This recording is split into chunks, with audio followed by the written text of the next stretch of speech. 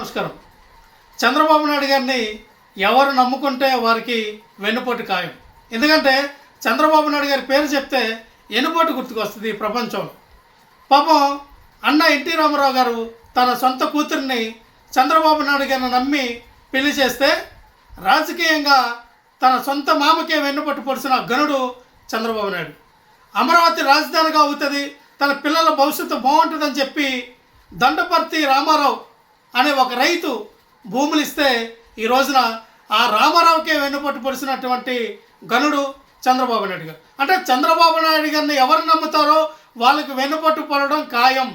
ఈ కోవాలో పవన్ కళ్యాణ్ ఉన్నాడు, ఈ కోవాలో నరేంద్ర మోడీ గారు ఉన్నారు. వాళ్ళకి వెన్నుపోటు కూడా త్వరలో చంద్రబాబు నాయుడు గారు పొడుస్తారనడంలో ఎటువంటి సందేహం లేదు.